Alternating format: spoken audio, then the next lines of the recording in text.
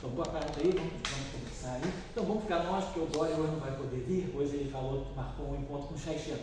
Eles vão estar juntos, né? Porque o Xaixão agora está no Rio, depois ele vai para Aracaju amanhã. Aí o Dória, nesse meio tempo, foi se encontrar com ele.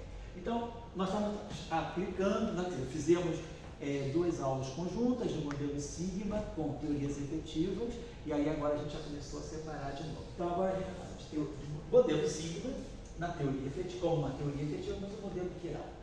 Então, nós já tínhamos até dado um início sobre isso, né? A ideia aqui é o seguinte: nós vamos tomar campos, né, que ao invés de serem, vamos dizer, valorados na álgebra de Lie, então, quer dizer, normalmente nós tomamos, quer dizer, vamos dizer, teorias de Yang-Mills em geral, né? A teoria de Yang-Mills, os campos, né? A matéria, né? Quer dizer, ela está em representações irredutíveis, né? Irreducible representation, né? Representações irredutíveis, representações irredutíveis, vamos colocar unitárias, né?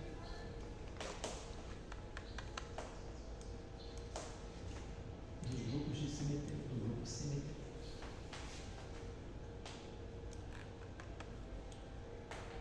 E imaginando que esse grupo de simetria aqui é um grupo de Lie compacto. Por que a gente faz essa observação? Porque se o grupo de Lie é compacto e eu quero buscar para ele uma representação unitária, então ela pode ser de dimensão finita. No caso de grupos não compactos, como é o grupo de Poincaré, se nós falarmos de representações irredutíveis unitárias, então elas têm que ter dimensão infinita. Então, por isso que nas teorias de Gauge, em geral, né, sobretudo nas interações fundamentais, a gente considera grupos compactos, SON, por exemplo, algum grupo que pode ser excepcional. Grupos compactos têm representações irredutíveis unitárias de dimensão finita. Então, representações, vamos dizer assim, finite dimension.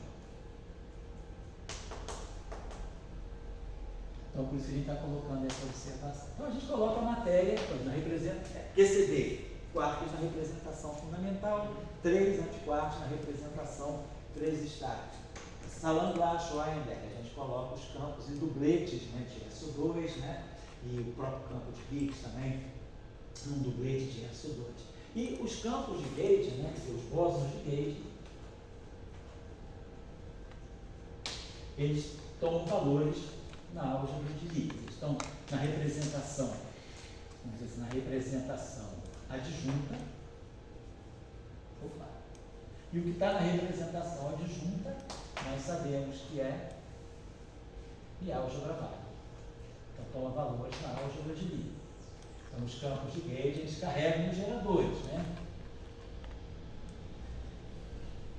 Então, a gente tem essa ideia, né? O campo de Gauge, ele carrega esse gerador. Então, a gente pode colocar. Podemos também, claro, tratar os campos de Gauge como sendo um n-plete da representação adjunta, ou então colocando direto na forma matricial. A gente pode escolher o que a gente quer. Se a gente colocar na forma matricial, então ele vai ficar sendo uma matriz, se fosse o caso de SON, uma matriz, né? A gente tem N2 menos 1 geradores, né? E a gente coloca ele nessa forma dos N geradores. Bom, agora, a novidade agora desse modelo geral, modelo Sigma, é que a gente vai colocar campos agora que não estão mais na álgebra de Lie, nem representações. São campos que têm natureza matricial. Então, normalmente, né, a gente trabalha com campos que ou são representação linear, os campos, normalmente, os campos de matéria, né? Como é que a gente faz com os campos de matéria? Os campos de matéria a gente toma, são representações lineares. A representação do grupo está aqui. Então, representações lineares, né? E os bósons de Gauge, a mesma coisa. A gente tem a linha Mi, né? Então, normalmente a gente escreve R, a Mi, R-1, mais, né? A gente pode colocar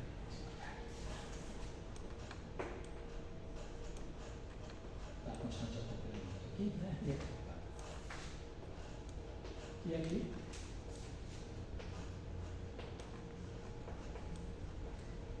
Então, representação linear. Então, Primeira ordem aqui, primeira ordem aqui, primeira ordem aqui, primeira ordem aqui. Agora a gente vai pegar campo de natureza matricial. Então o nosso campo agora vai ser, vamos saber, uma matriz W, né, de x'. Então, essa matriz aqui, vamos dizer, pode ser uma matriz de SUN. Claro, uma matriz de SUN, né, ela tem N2 menos 1 campos independentes.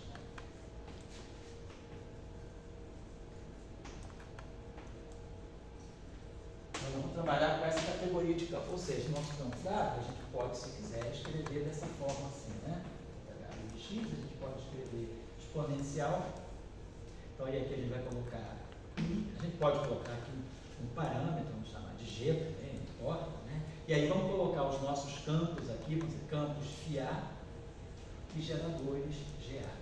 Então, os nossos campos agora, né, eles, apesar de estarem na representação adjunta, mas o campo que nós estamos lidando é esse campo aqui que aparece como uma matriz de SUN. Então, por exemplo, uma ação que a gente pode propor, vamos pensar assim, né? Nós queremos, por exemplo, campos escalares, né? Quer dizer, a gente vai fazer exponencial aqui de campos escalares. Então, a gente quer campos escalares que tenham dimensão canônica de massa. Então, parece o jeito de escrever o supercampo aqui, ó. Parece exatamente, né? De superespaço, exatamente. É dimensão de massa.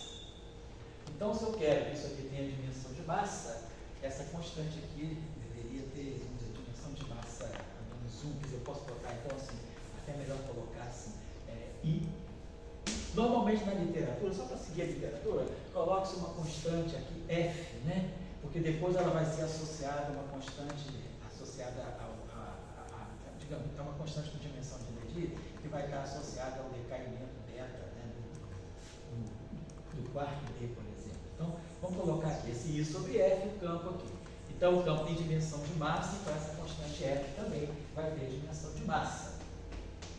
Para poder deixar o expoente da exponencial adimensional. E aí a gente pode colocar essa ação aqui, alguma coisa do tipo 1 sobre 2 F2. Então esse campo aqui é adimensional. Então a gente vai colocar a ação aqui, vamos dizer que a gente esteja em 4 dimensões mesmo. A gente pode escrever algo desse tipo, traço de WI, W'I, WI, WI, W. Então, W é adimensional, dimensão de massa e dimensão de massa. Massa ao quadrado. Aqui é massa menos 4, então eu preciso completar com uma massa ao quadrado, né? Então, aqui eu vou estar colocando, aqui eu tenho massa, peraí, então eu vou colocar o contrário, F2. F2 sobre 2, né? Então, massa ao quadrado, massa. Então, massa 4. Adimensional, então nós temos uma ação. Quando o senhor disse que ele é uma matriz de SUN, que ele vai ser uma matriz N por N?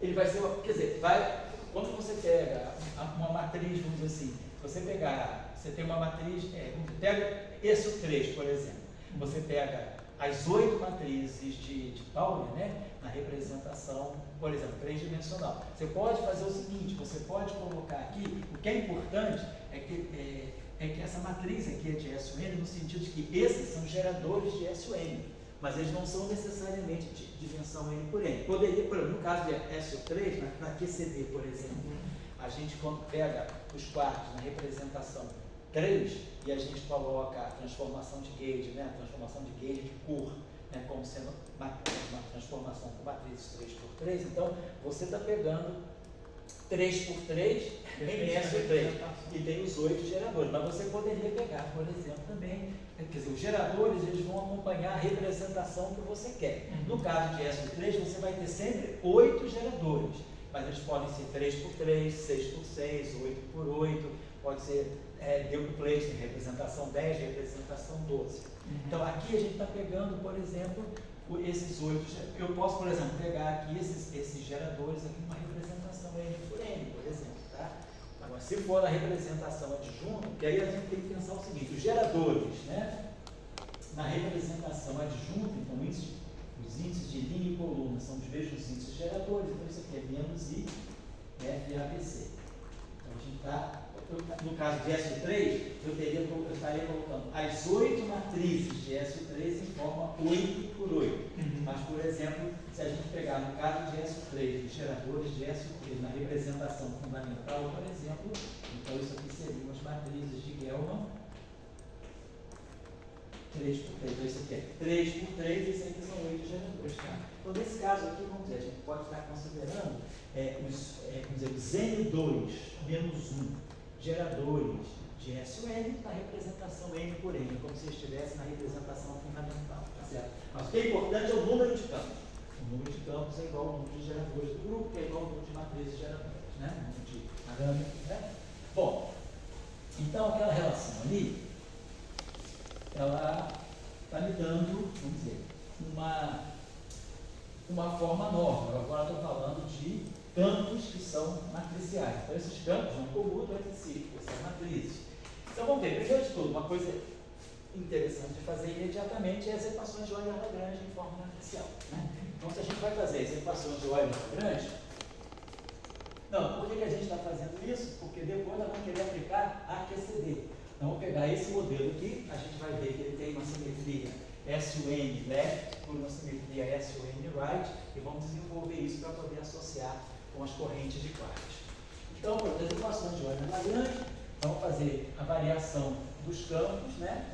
A variação dos campos W, ela vai implicar uma variação da ação que a gente vai tomar como sendo zero. O princípio da mínima ação. Então, vamos lembrar que a gente tem sempre um traço na frente de tudo. Eu vou omitir o traço e vamos fazer as variações. Então, nós vamos ter dmi da variação do campo delta, né? Do campo delta gravidade, vezes dmi dada, mais dmi gravidade dmi do delta dada.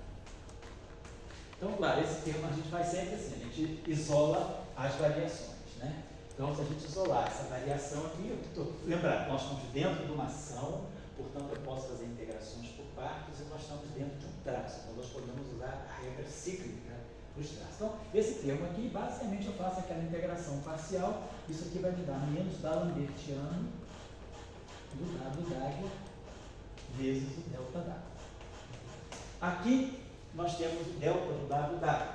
Então, é melhor a gente escrever em função do dado d'água, do delta d'água. Então, já vamos lembrar que dado d'água vezes W é identidade. Então, a gente vai fazer as variações aqui. Delta de dado d'água.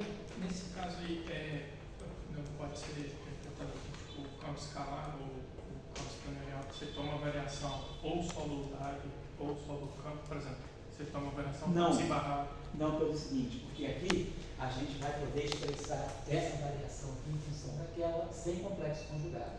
Tá? Então, a gente vai ver aqui. Por isso que eu estou querendo mostrar. Isso tem o mesmo grau de liberdade. Exato, mesmo grau de liberdade. Então, porque a gente está tomando, foi bom você lembrar disso, a gente está tomando, foi bom você lembrar, campos reais. Então a gente está como se fosse, é uma matriz de SUN, então os N2 menos 1 geradores, ou seja, esses N2 menos 1 campos são campos reais. Campos reais, obrigado pela observação.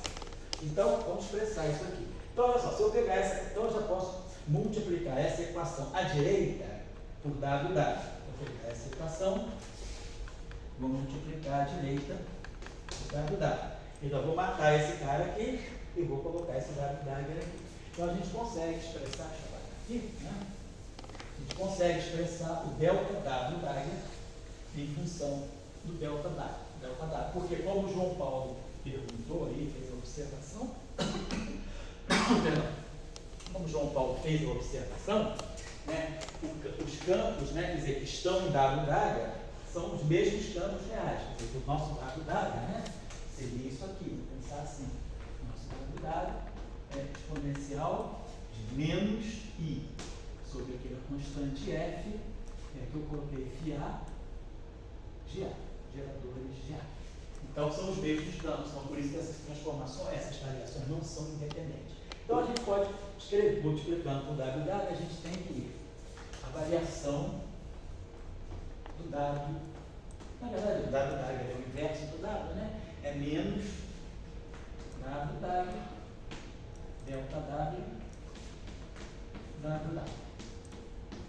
Então, primeiro termo a gente pode... E aí quando eu colocar aqui, aquele dado da direita vai bater nesse dado e vai dar identidade. Então, o primeiro termo vai ficar menos dado é esse termo aqui, perdão. Então, a gente está falando isso aqui. Demi. Você está pegando aqui. Menos demi. Então, a gente está precisando... aqui vamos fazer logo também a mesma coisa. Vamos jogar esse demi para cá. Então, eu vou fazer esse... Deixa eu colocar agora aqui em cima. Então, esse termo aqui, só para lembrar, né? Vou também, só para liberar o delta W da águia. Vai ficar delta menos delta W da águia. E aí aqui a gente vai ter um D'Alembertiano de W. Certo? Né? A gente passou o DI para cá. Então, liberamos aqui esse delta W da águia. E aí agora aqui a gente vai substituir. Então, o nosso delta W da águia vai ficar menos, então vai ficar mais, vai ficar W da águia, delta W, W da águia. Então, é esse menos delta do W da águia daqui. E aí aqui, D'Alembertiano de W. Depois aqui, mais, então vai ficar menos D'Alembertiano de W da águia vezes delta W. Tá certo. Aqui a gente pode fazer o seguinte, como está tudo dentro de um traço, lembrando que nós temos um traço, né? Vou botar aqui assim, eu posso tentar fazer, quer dizer, as permutações. Eu posso escrever esse termo aqui, passando esse W da águia lá para trás. Vai ficar assim, delta W, W da águia, W, usei aqui a propriedade comutativa do traço. Essa matriz vezes essa matriz tem o mesmo traço e essa matriz vezes essa matriz, passa essa matriz cá para trás, usando propriedades do traço, simplicidade do traço. E aí agora, de novo, para poder botar o delta W em evidência, né, que tudo isso aqui é a matriz, a gente não pode sair comutando, mas o traço nos ajuda.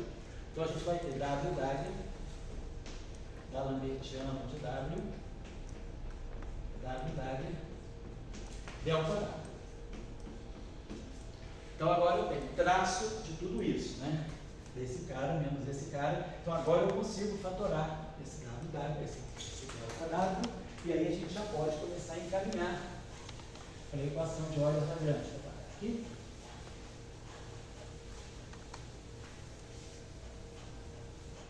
Então, vamos agora fatorar, porque esse traço está me dizendo o seguinte: tudo isso aqui é uma matriz vezes W, delta W. Então, isso aqui vai ser, vamos chamar essa matriz aqui de uma matriz, sei lá, W cursivo. Vamos chamar então essa matriz aqui.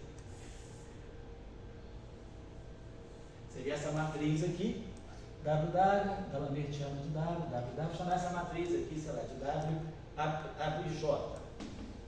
E aí eu tenho aqui delta W, estou fazendo JI.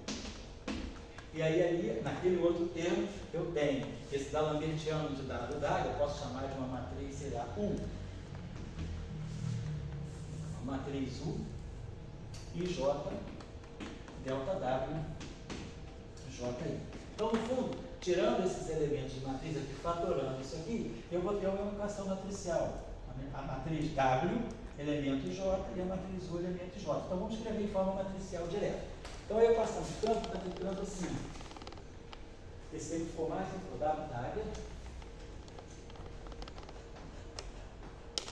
D'Alembertiano de W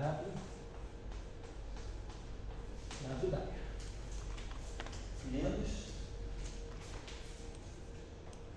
D'Alembertiano de W da águia,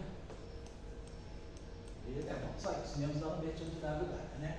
Então a gente pode, igual a zero. Como é que a gente pode melhorar isso aqui? Vamos pensar o seguinte, né? Eu posso, por exemplo, aqui, se a gente quiser, a gente pode multiplicar, claro, essa equação, tirar esse dado daqui, mas a gente pode pensar o seguinte, né? Se eu coloco um dado, multiplico essa equação direita por W, eu tiro essa matriz aqui, vira a identidade aqui, e aqui eu vou ter alguma coisa vezes a identidade. Vamos tentar fazer o seguinte, Vamos usar essa relação W vezes W, que agora a gente tem D'Alembertianos, é igual a identidade. Vamos tirar o D'Alembertiano dessa equação. Então, o D'Alembertiano do produto é o D'Alembertiano do primeiro vezes o segundo, mais o primeiro D'Alembertiano do segundo, mais 2 vezes a derivada do primeiro vezes a derivada do segundo. Isso igual a zero. Isso é a expressão do D'Alembertiano de um produto, né, de duas funções, de duas matrizes aqui fora. Então, o que a gente tem aqui? A gente tem, por exemplo, essa expressão ΔW, eu posso tentar expressar esse cara aqui, né, em função, poderia fazer isso aqui, botar esse D'Alembertiano. Essa expressão não teria que ser igual ao D'Alembertiano? Oi? Essa expressão é igual a zero mesmo, de baixo? Essa aqui é porque o D'Alembertiano da identidade é zero. Você só estava colocando em não, tá. Estou tirando o D'Alembertiano dessa equação. Vamos lembrar. Tirei o D'Alembertiano dessa. Boa tarde, Felipe, tudo bem? E aí tiro o D'Alembertiano primeiro do segundo, primeiro D'Alembertiano do segundo, 2 vezes a derivada do primeiro, derivada do segundo. Para poder, vamos ver se a gente simplifica aquela equação da seguinte maneira. Vamos jogar aqui. Se eu tiver, eu posso tirar aqui uma expressão, eu posso botar tudo em função do D'Alembertiano de W ou em função do D'Alembertiano de W. É mais fácil aqui, eu acho, né, limpar essa equação aqui. Se eu coloco esse D'Alembertiano de W aqui, então se eu multiplicar essa equação por W, eu tenho informação sobre isso aqui. Então, se eu multiplicar, vamos então agora pegar essa equação aqui, multiplicar, né, por W, né? Eu acho que fica, que aí eu elimino, eu produzo esse termo K aqui, elimino esse cara aqui e escrevo aquilo daquela forma. Então vamos fazer o seguinte, vou multiplicar essa equação aqui pelo inverso, W, matriz S U R, W é W menos 1. Então isso aqui vai ficar D'Alembertiano do W. Cancela isso aqui, mais W, D'Alembertiano de W, mais 2 dmi dmi W, tudo isso aqui, vezes W, igual a zero. Vou colocar assim. Então eu posso agora pegar esse termo aqui e tentar trazer para cá.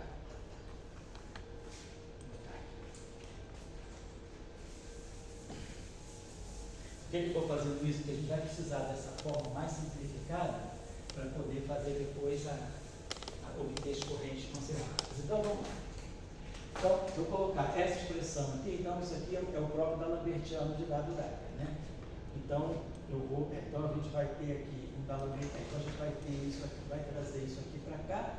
Então eu vou produzir menos D'Alembertiano, então, quando eu colocar isso aqui, vai ter um sinal de menos, né? Vai ficar menos 2 D'Alembertiano de W. Isso mesmo. Eu estou pegando esse cara aqui, vou substituir, isso aqui é igual a menos isso, menos isso. Então, quando eu colocar aqui, vai ficar um menos 2 D'Alembertiano de W. Vou colocar esse termo aqui, essa equação. Então, eu vou ter menos isso, menos isso. Menos 2 isso, menos 2 vezes dmi do W,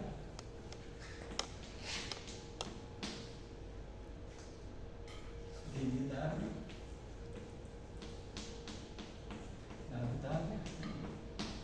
igual a zero.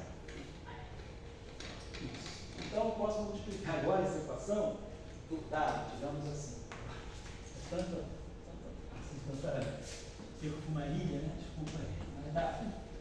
Então vai ficar. O 2 vai cancelar e vai ficar D'Alembertiano de W vezes W. Mais dmi W. É W. Aonde? Desculpa aí. Não tem nada aqui não, né? Dmi é só. É um W. Obrigado. Tá certo. E aí, aqui vou botar dmi W. Obrigado. E aí aqui cancela. Vou lá certo. Então vamos pensar o seguinte, isso aqui eu posso escrever como derivada de DI W vezes W. Então, assim, por quê? Teve o primeiro, vai dar o invertido. Quando eu derivar o segundo, vai dar esse mesmo. Então, fica de uma forma mais simples. Como isso aqui é um traço, né? Aí, quando eu também posso escrever o seguinte: DI de W, usando a identidade, né? W vezes W, é a identidade. Tirando a derivada desse produto que é 1, eu posso escrever isso aqui como sendo menos W DI. Tá? Então, no final das contas, a gente pode apresentar essa equação sob a forma DI, que é o sinal menos global, W DI. Fica sendo essa equação aqui que é mais comumente adotada como sendo a equação de campo, né? Para esse caso dos campos que são valorados no grupo de Lie, não na álgebra de Lie, mas no grupo de Lie. Eu tinha dado uma referência para vocês há umas 2 aulas atrás do paper do Witten, né, que ele estuda propriedades globais desses modelos sigma e ele coloca a equação de campo dessa forma aqui. E aí a gente sabe, essa forma aqui sim, o campo é uma matriz do grupo, quer dizer, o campo estava com valor no grupo, mas essa expressão aqui ela não está no grupo. Essa expressão está na álgebra. Deixa eu apagar aqui rapidinho, que é uma coisa imediata, né?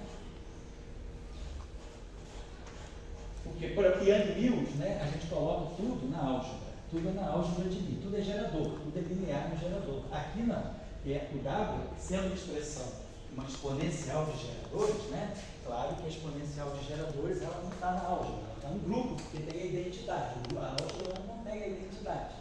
A álgebra é a deformação da identidade. Né? Então a gente tem aqui, dado que nós tínhamos escrito dessa forma, exponencial de I sobre aquele parâmetro F com dimensão de massa, e aqui a gente colocou os campos φ e aqui os geradores GA. Então é claro, eu posso expandir, se eu quiser expandir esse dado, o primeiro termo dele, né, vai ser identidade.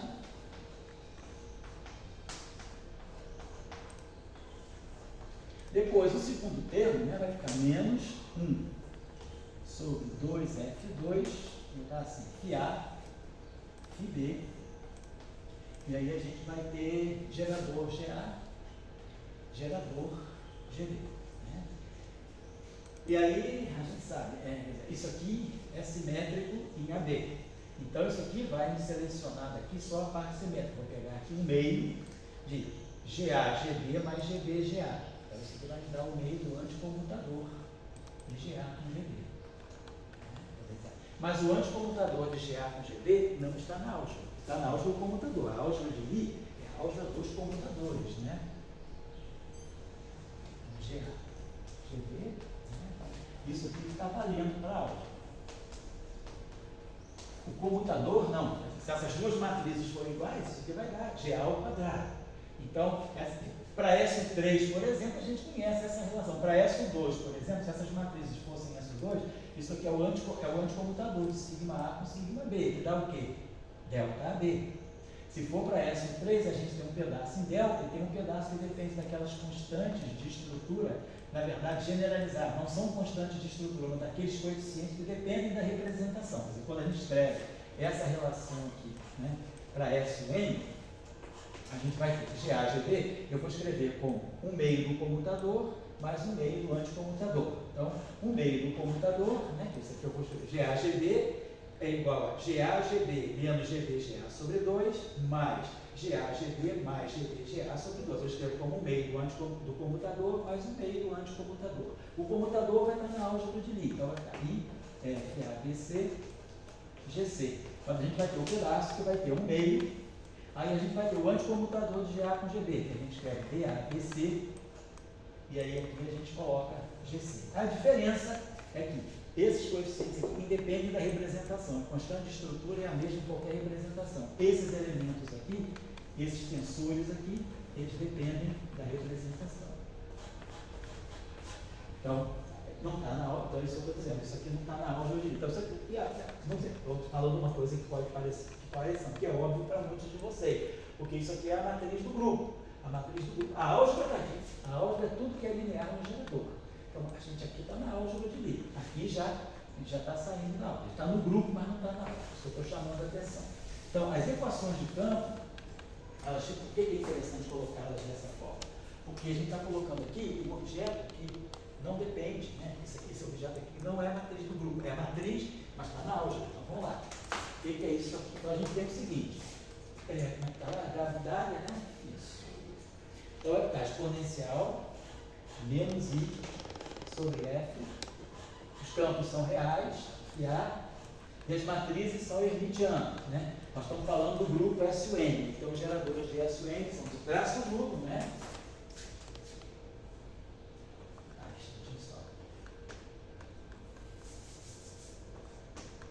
Essa matriz aqui pertence a SUN. Então, os geradores, né? GA tem traço nulo e são hermitianos.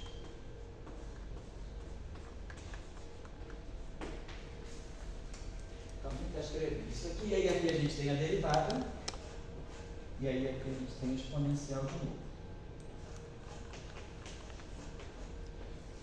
Se a gente expandir isso aqui, nós sabemos essa expressão. Essa expressão é aquela expressão de Hausdorff, né? Que diz o seguinte: se eu tiver um operador E a menos A, aqui um operador B, e aqui de novo essa exponencial, isso aqui eu posso escrever como sendo B menos o comutador de A com B, mais o meio do comutador de A com B, e assim vai. Depois menos 1 sobre 3 fatorial A B, né? Pode botar aqui. Menos 1 sobre 3 fatorial, o comutador de A, o comutador de A, o comutador de AB. Essa expressão é sempre linear em B. Ela só tem uma potência de B. Mas vai ter todas as potências de A. Então, quando eu fizer isso aqui, essa derivada está atuando aqui. Então, essa derivada vai estar atuando diretamente aqui. Se eu, por exemplo, usar esse operador B como sendo meu BI, o primeiro termo vai ser o comutador. Então, vamos imaginar o seguinte: isso tudo, essa derivada que está atuando aqui, tudo isso aqui vezes a identidade, né? Então, quando eu abrir isso aqui, o primeiro termo que vai ser um operador de derivada, atuando na identidade que dá zero. Então, essa expressão ela começa aqui, né? Então, essa expressão vai dar para a gente, o primeiro termo vai ser menos o comutador de A com dmi. Então, ou seja, eu vou ter o comutador dessa derivada com esse expoente aqui. O campo é isso aqui, então vai aparecer uma derivada do φ.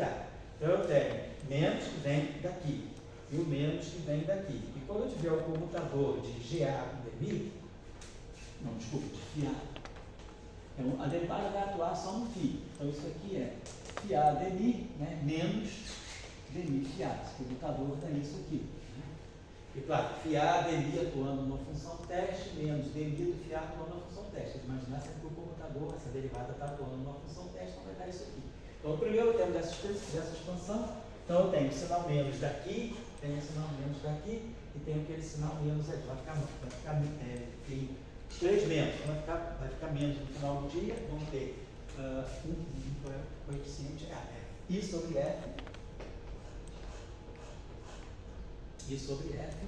dmi φ GA.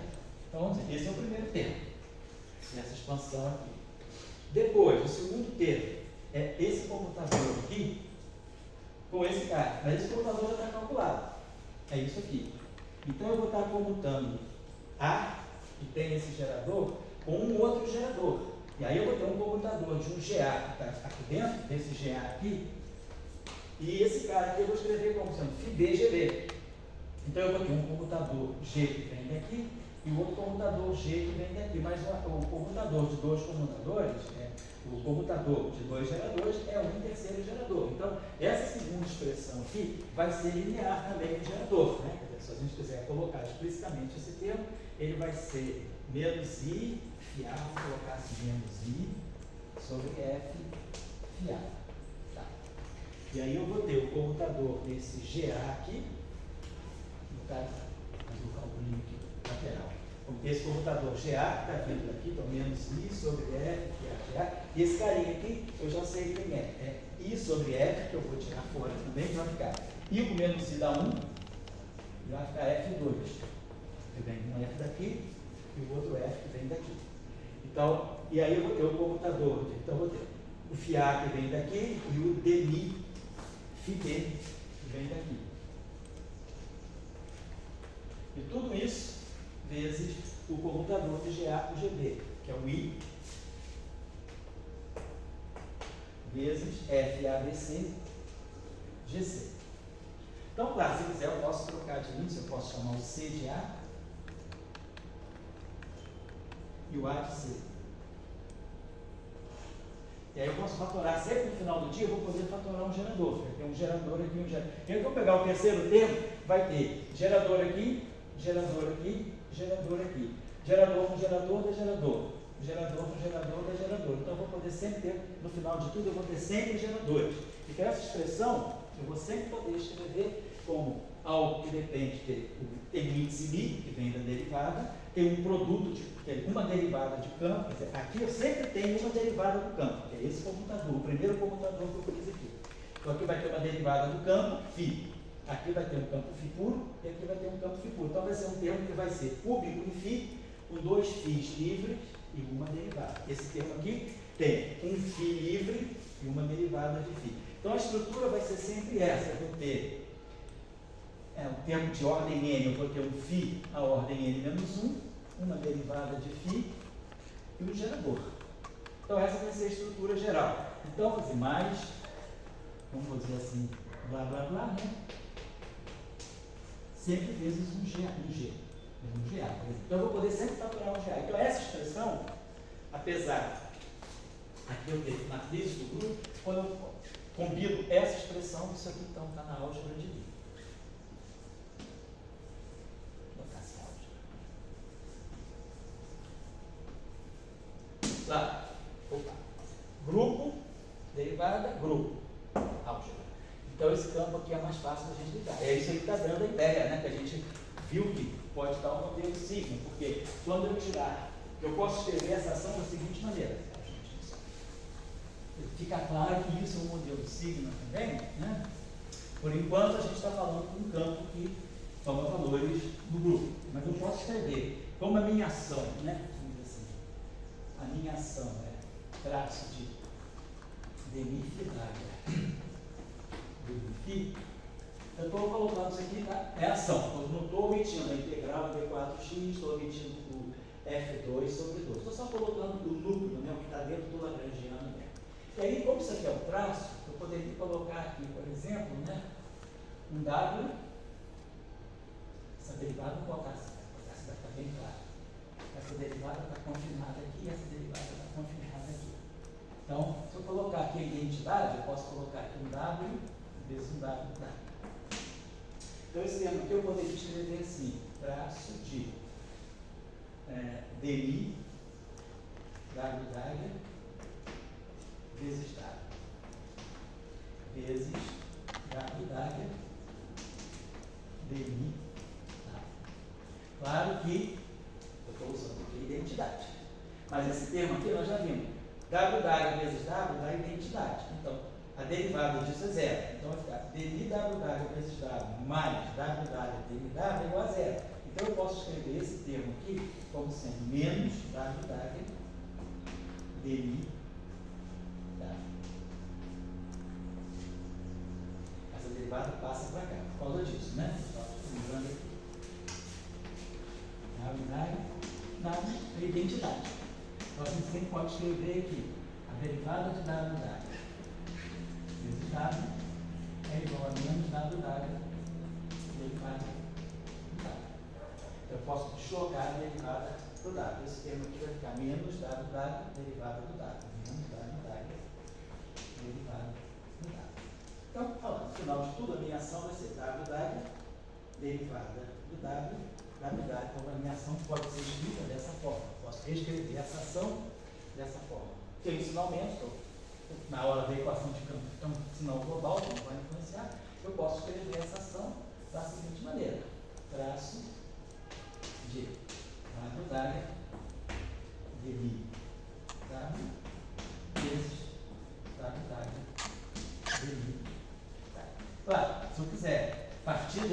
equação, também eu vou chegar nessa equação de campo, claro.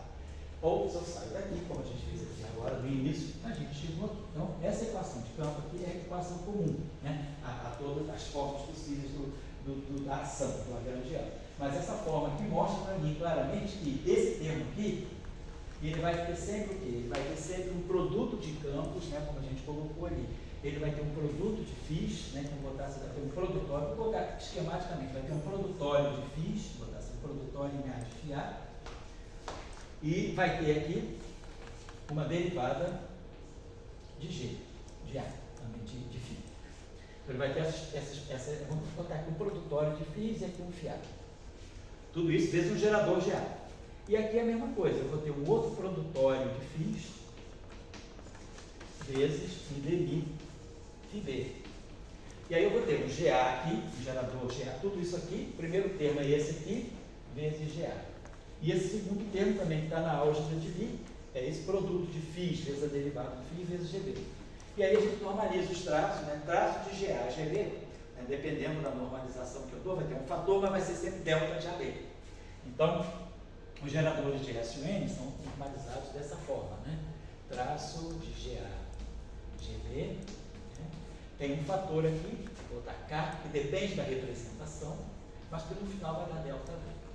Então, a menos esse fator, que é global, né? Representa, eu vejo qual é esse fator da representação adjunta, é tabelado, isso, que é importante que vai dar um delta de AB. Ou seja, vai me dar um produto de φ vezes um produto de φ, dmi de φA, que o A vai ficar igual a B, por causa do delta. Então, no final de tudo, essa ação, escrita dessa forma, fica mais claro que eu posso escrevê-la dessa maneira. Tinha aquele fator F2 sobre 2, né? F2 sobre 2, que eu tinha colocado. E aí, bom, vou botar aquela Lagrangiana, só para não botar a derivada integral. GAB de φ, um produto, né? Vou ter aqui no final do dia um dmi φA, e aqui um dmi, dmi φB.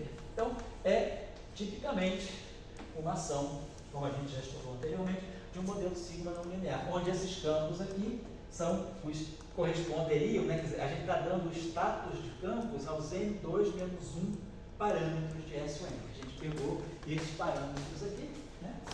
E está dizendo que eles agora são campos, então estão lá submetidos a essa ação. Está claro o conceito? É simples, é uma manipulação. A única coisa que eu estou fazendo aqui um pouquinho mais de detalhe é porque tem outras pessoas assistindo o curso que têm talvez menos experiência com isso aí. Às vezes até dessa última passagem para Lagrangiana, eu me perdi. Aqui.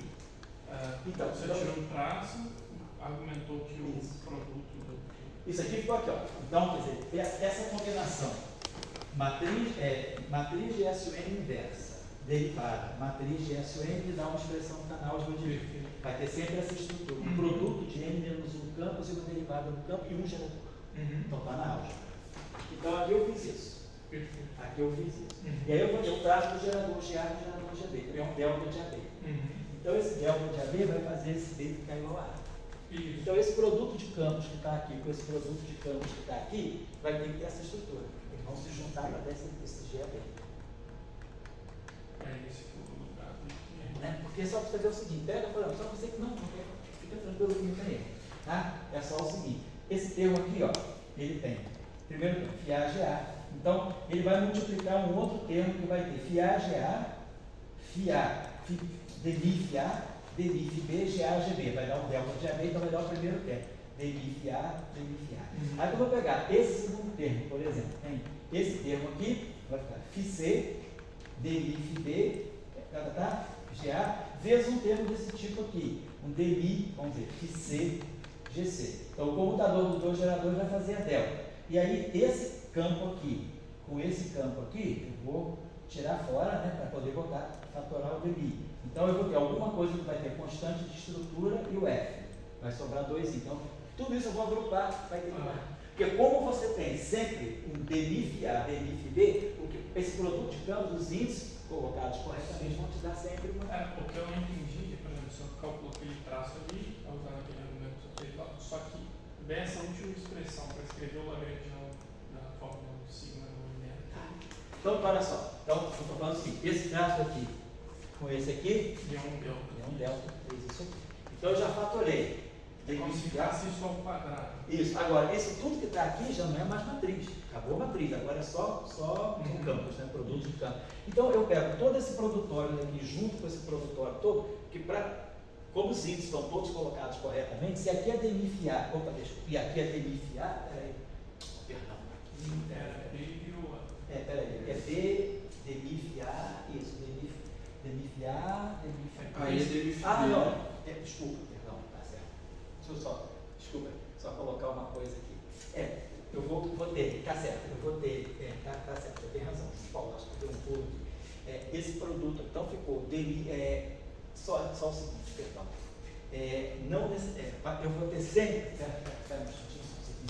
Eu vou ter sempre, eu vou ter sempre uma derivada, e vou ter um gerador, vou ter sempre um gerador, vou ter um produto de campos aqui, tá certo? Eu não posso garantir que quando esses dois Gs colidirem, quer dizer, que vai ficar aqui exatamente um DNIF A, DNIF B, GG.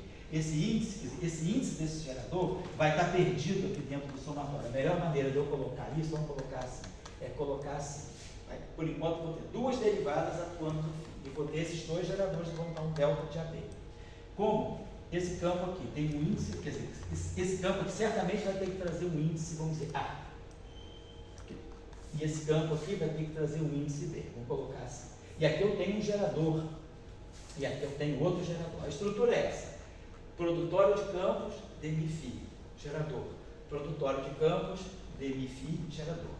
O computador, o traço de dois geradores vai dar um delta. Então eu vou contrair algum índice daqui com outros. Eu não estou necessariamente dizendo que esse índice aqui é esse. Eu estava dizendo isso, não é verdade. Que esse índice é esse.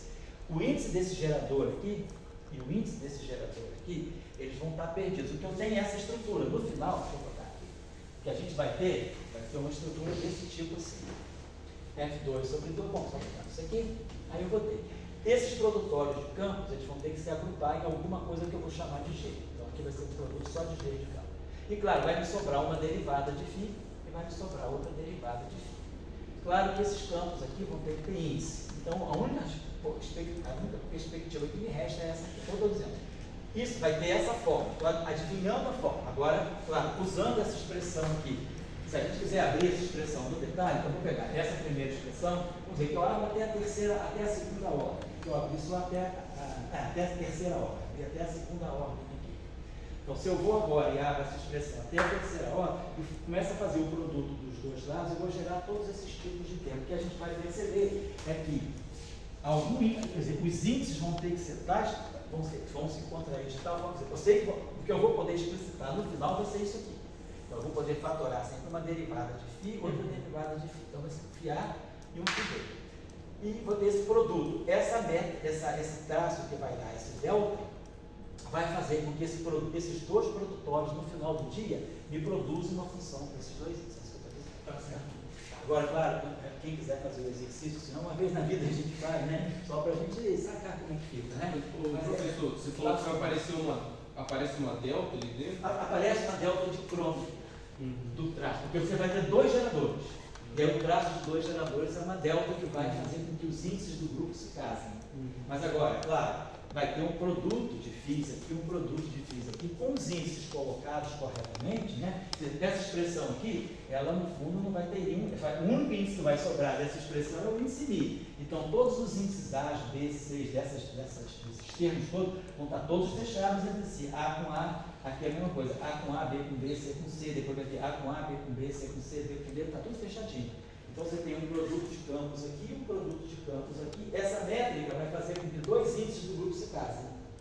Tá? Então, no final, a estrutura que você vai ter vai ser um produto de φ e um produto de φ, que eu vou chamar de G. Só depende de φ. Vou ter uma derivada de φ. Vou ter outra derivada de φ.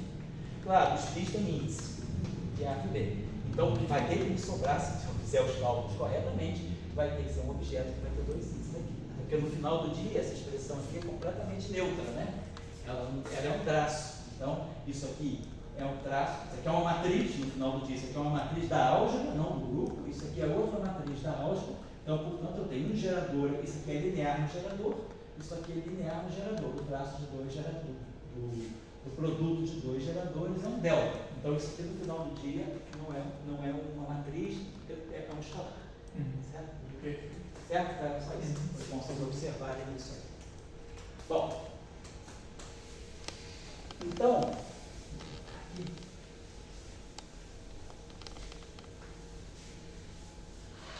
Então a gente pode optar. Vocês vão observar que em alguns trabalhos, né? Alguns papers, ou até mesmo em alguns capítulos de livros, quando se fala de modelo de sigma, né, como uma teoria de perturbação, chiral, se opta por colocar, né, quer dizer, a ação, né, nessas duas formas aqui. F2 sobre 2, então, pensando no campo SN, né, então a gente vai ter, podemos colocar como nós fizemos ainda agora, né, dmi de W, DMW, colocar dessa forma, ou então naquela outra forma que nós fizemos agora mais recentemente, né? W, DMW, tudo isso por causa do traço.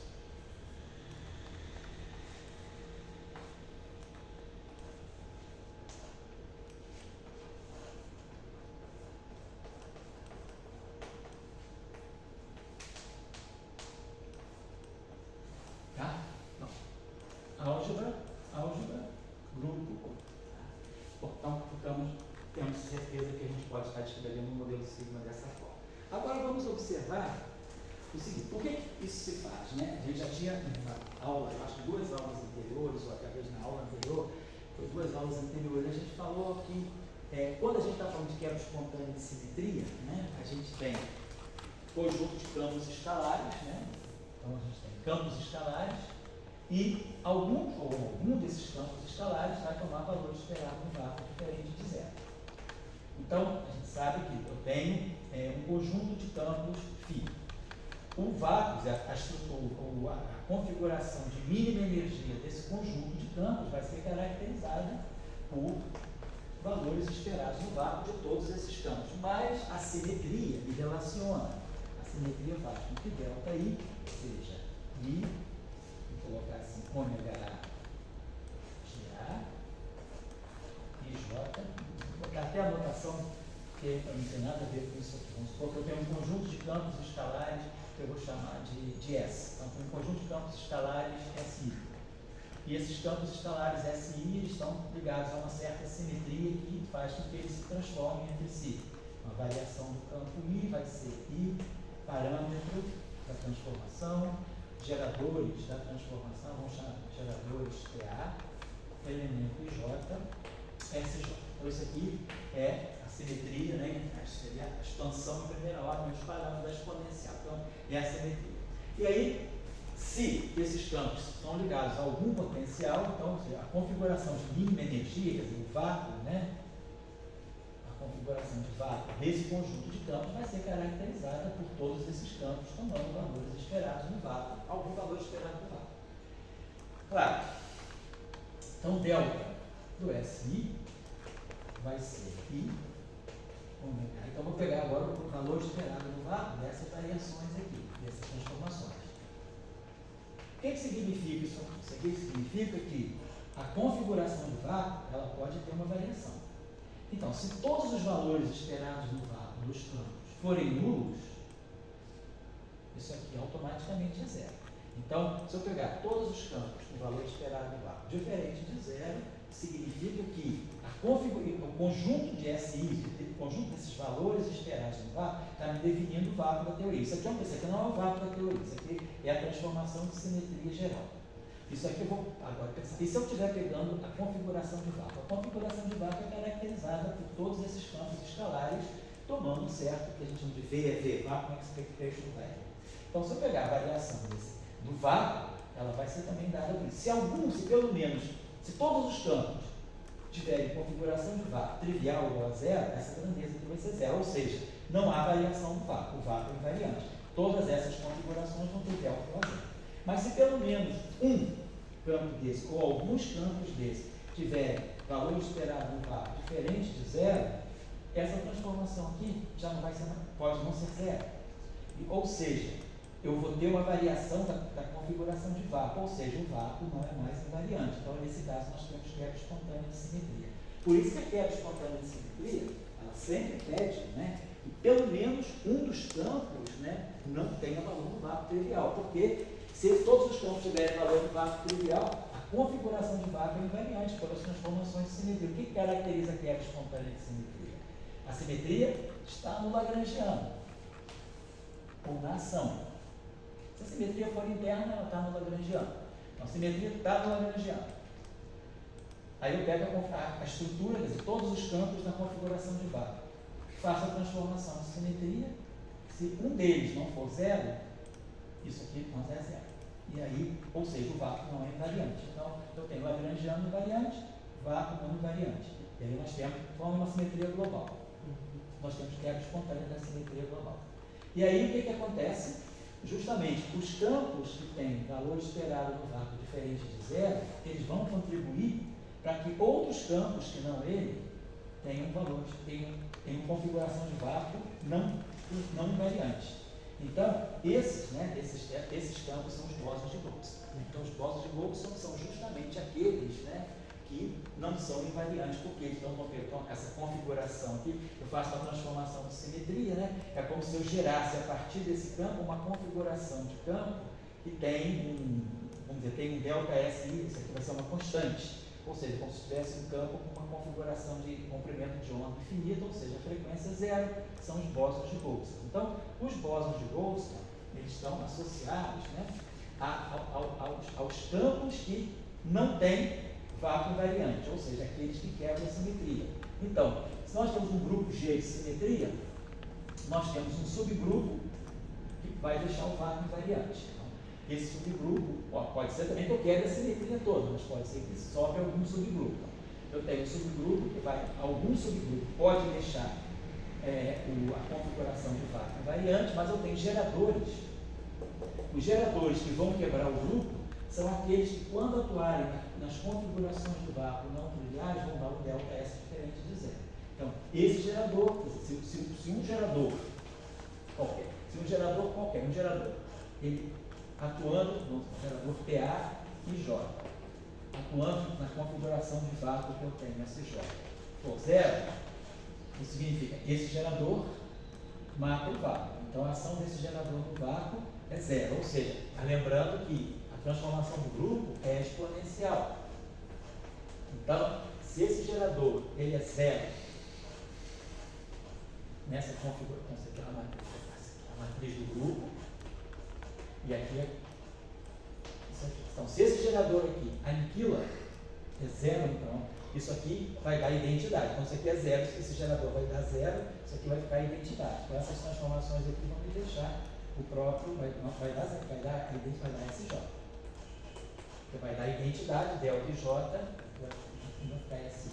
Então, esse vácuo é invariante. Agora, os geradores que quebrarem vão ter atuando no vácuo, for diferente de zero, ou seja, aquele gerador mexeu com o vácuo. Então, isso aqui vai ser diferente. E aí é onde a gente tem a quebra da simetria. Então, a gente tem geradores que quebram e geradores que não quebram. O que a gente está fazendo, na verdade? Então, a gente tem, e o que nós vamos trabalhar? Lembrando lá, só para fazer um exemplo bem simples, lembrando do caso do SO2, né? Quando a gente pega lá na configuração do vácuo de Higgs, né? A gente tem o campo de Higgs, né? Vamos dizer assim, o nosso campo φ. Vamos lá, lembrando da teoria SO2, nós temos o Higgs no dublete. Então nós temos aqui um φ1 mais φ2, e temos aqui um φ3 mais φ4. O dublete de Higgs complexo, é um dublete de SO2, portanto é um dublete complexo, né? E aí a nossa atribuição de cargas, né, que ela é a carga eletromagnética, né, e a hipercarga não, o espinho isotópico mais a hipercarga sobre 2. Né? O que nós escolhemos? Nós escolhemos geralmente esse Higgs aqui, a gente escolhe esse carinha aqui, né, como sendo a carga. Então, esse aqui é um dublete de SO2, né? Então, esse aqui tem mais um meio, e esse aqui tem, esse aqui em geral teria menos um meio, né? Então, esse Y aqui é a hipercarga. A gente acerta a hipercarga pela carga. A gente atribui que esse campo aqui é o campo que vai estar carregado e esse campo aqui é o campo neutro. Então, quando a gente pega, então esse campo aqui tem carga eletromagnética e esse campo aqui não tem carga eletromagnética. Por quê? Porque a gente escolhe esses números quânticos, né, o I3 e o Y/2, de tal maneira a colocar. Posso também colocar o neutro aqui, o carregado aqui, ou vice-versa, né? Bom, então, o que a gente tem é que o campo de Higgs neutro está aqui. Então, é esse campo aqui que não, como ele é neutro, ele não vai quebrar a corrente elétrica. Então, a gente pega o valor esperado do valor de Higgs, em geral, a gente adota essa estrutura, que esse campo aqui é zero, e esse campo aqui é aquilo que a gente chama de V. Né? Então, a gente faz isso assim. E nós, então, quando vamos shiftar o campo, né, que vai ser o campo de Higgs, então, ele vai ser o vácuo, mais, vamos dizer assim, o campo de Higgs físico, né? Mais o, vamos chamar assim, delta φ, o dublete delta φ. Então, quando a gente vai colocar então, o campo de Higgs, a gente coloca ele dessa forma assim. Se fosse aqui, vamos dizer, o φ1 mais φ2, e aí aqui a gente coloca o V mais I2, aqui o I φ4. Vamos dizer, esse I φ4 aqui. Então, o que a gente faz? Esses campos aqui, aqui como o valor esperado no vácuo foi esse campo aqui. E esses aqui são os campos que seriam os bósons de Goltz quando senão a simetria não fosse local. A simetria é local, mas se não fosse, esses seriam os bósons de Goltz. O que a gente faz em geral para ir para o gauge unitário? A gente pensa, eu tenho um duplete de SO2, né? Pela teoria de grupos, nós sabemos que tem um chamado lema de Schur, que diz o seguinte: toda representação irredutível unitária de um grupo de nível compacto, ela pode ser completamente gerada a partir de um único vetor daquele espaço de representações, mediante a aplicação de todas as transformações de simetria. O que nós estamos dizendo com isso? Uma coisa muito simples, né? Se eu conhecer um vetor do espaço e eu, a esse vetor, aplicar todas as possíveis transformações do grupo, eu vou fazer todas as rotações possíveis a partir desse vetor. Então, dado um vetor, né, claro que nesse caso aqui eu preciso também das translações para poder sair daqui. Quer dizer, dadas todas as rotações e todas as translações, a partir de um único vetor, eu gero todo o espaço. Basta me dar um vetor e me dizer, aplique todas as possíveis rotações. Eu aplico todas as possíveis rotações. Aplique todas as possíveis translações, aí eu vou poder deslocar esse vetor. Então, vamos dizer, é como se eu tivesse um grupo de translações mais um grupo de rotações atuando num único vetor que gera todo o espaço. Então, eu posso dizer, esse aqui é um campo geral. Eu posso, então, sempre escrever esse campo como sendo uma transformação de S2. Vamos botar aqui para vamos ligar acima, está no dublete, atuando nisso aqui, 0, 0, tá, e por exemplo, eu vou botar aqui é V mais φ3, que é o φ3 que toma o valor esperado no vácuo. 0, 0, V mais φ3. Então, se eu aplicar uma transformação de SO2 a esse vetor especial aqui, só tem essa componente, através das transformações de SO2 eu vou gerar esse campo aqui. E aí a gente sabe, ó, esses campos que estão aqui, que vão atuar aqui, vão gerar esses caras aqui, que são os bósons de Goldstone. Então, a gente sabe que os bósons de Goldstone, eles podem sempre, vão poder sempre se localizar na parte que é a transformação do grupo S, nesse caso SO2, né? Mas seria um grupo SON. Então, é isso que nós estamos fazendo. Quando nós colocamos, né, essa exponencial, estamos dizendo que a gente está dando esse campo aqui, o status de um elemento do grupo. E estamos colocando, vamos dizer assim, esses elementos aqui, boto aqui um parâmetro de dimensão de massa, boto aqui os meus campos e boto aqui os meus geradores. Eu estou dizendo que eu estou dando, né?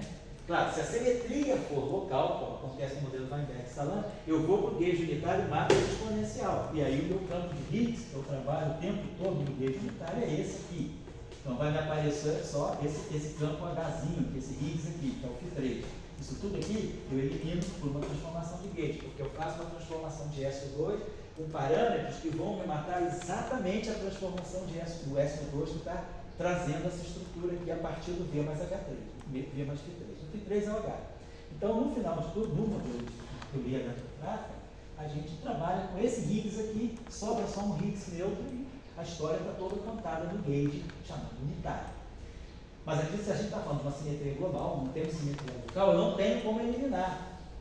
Eu não tenho transformação de gate para eliminar aquela exponencial que eu coloquei. Né? Na frente, eu botei aquela exponencial de SO2, aqui, 0V mais H. Se eu aplicar todas as transformações de SO2 e isso aqui, eu vou gerar essa estrutura. Ou seja, eu vou poder escrever φ1, φ2 e φ4 em termos desses parâmetros aqui.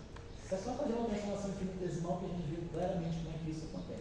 A partir desse campo, eu gero todo, pelo teorema, né, da álgebra do grupo de Lie, que diz, ou nem é grupo de Lie, teoria de grupo diz que, qual é a definição de uma representação irredutível de um grupo? É aquela representação em que cada vetor daquele espaço é um vetor cíclico, ou seja, qualquer vetor, a partir dele, com todas as transformações do grupo, eu consigo gerar todo o espaço. Então, eu pego especificamente esse vetor da representação, aplico essa matriz e gero esse campo aqui. Só que, se a simetria for local, eu posso fazer, esse é meu campo, eu vou fazer uma transformação de gauge que mate exatamente esses parâmetros. E aí a exponencial vira 1, que eu tenho E elevado a menos, vou fazer uma transformação de gauge com parâmetros iguais a esses campos aqui. Aí me sobra isso aqui. Se a simetria for global, eu não tenho mais direito de fazer isso, eu tenho que manter essa estrutura aqui. Então é isso que nós estamos fazendo. No caso de uma simetria global, que a gente fala bósons de Goldstone, na verdade eu vou sempre poder colocar os bósons de Goldstone na forma dessa matriz e aqui. Claro que aí esse grupo é um grupo completo. Se houver um subgrupo de invariância, né, quer dizer, se houver campos que vão deixar geradores que vão deixar invariante, eles vão estar aqui, mas pelo menos todos os bósons de Goldstone vão estar presentes aqui. Então é isso que a gente tem em mente, porque na QCD nós vamos querer interpretar isso ali como sendo os mesons π, por exemplo. Então, vamos só caminhando. Então, é isso que nós temos em mente, por isso que nós estamos dando essa ênfase, né, a essa forma do modelo de sigma representado em termos de elementos de grupo. Por exemplo, na matéria condensada, quando se fala, e o nosso colega Tobias, que estuda o modelo de sigma, quando se estuda materiais ferromagnéticos, modelo de sigma de Heisenberg, a preferência é por essa forma da ação. A métrica, porque essa métrica vai expressar o que a gente já falou lá no início dessas aulas do modelo de sigma, vai expressar o vínculo, né? Por exemplo, se eu pegar, vamos dizer, pego uma matriz SO2, só para lembrar, pegar um caso bem simples, pegar uma matriz de SO2, então dada uma matriz de SO2, matriz de SO2 tem essa estrutura, vamos botar assim, vamos chamar de dado, vamos chamar de uma matriz de SO2, uma matriz U de SO2, ela vai ter essa estrutura, X, toda matriz assim, uma matriz 2x2, então essa matriz aqui é o que? É 2x2, sim, é complexa, sim, então, complexo. Ela é unitária, então, o conjugado euclidiano dela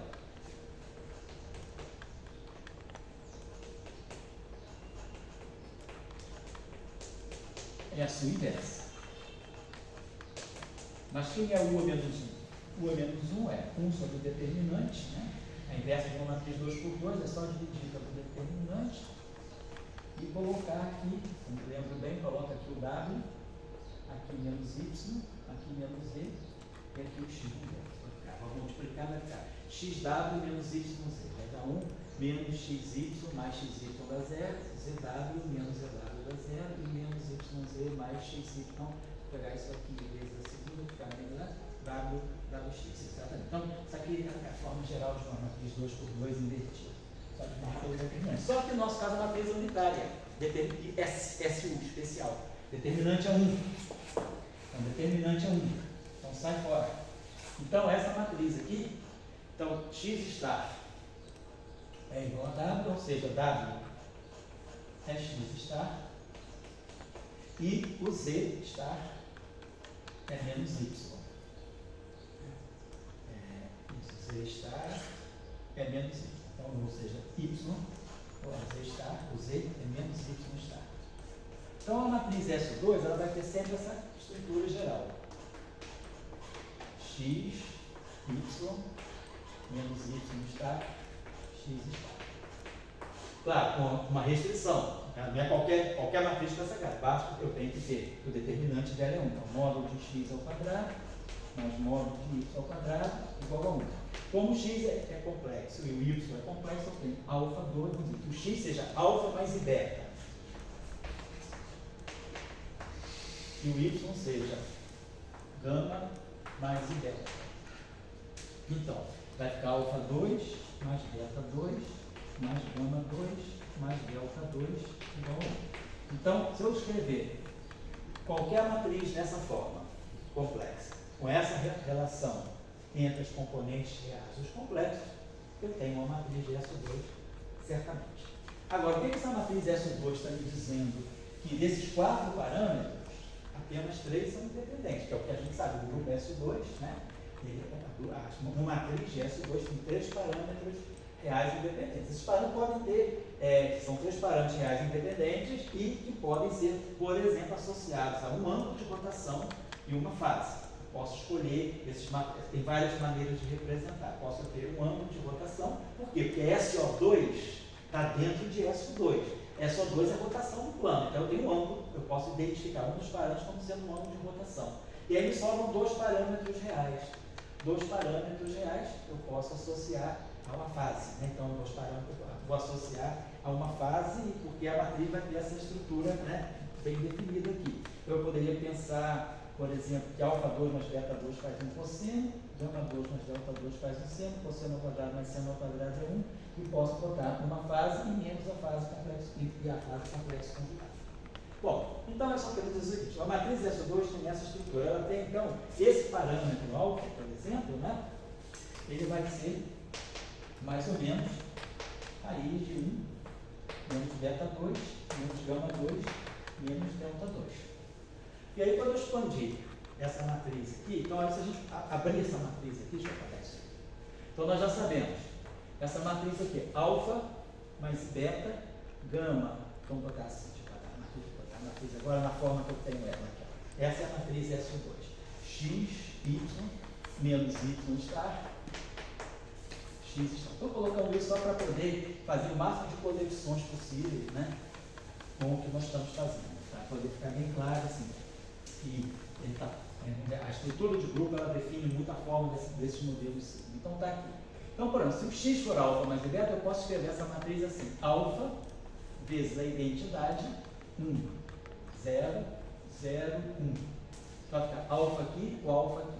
Aí eu vou ter i beta aqui, menos i beta aqui.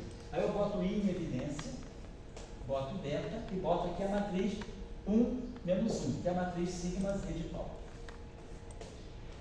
Aí aqui eu tenho gama menos gama.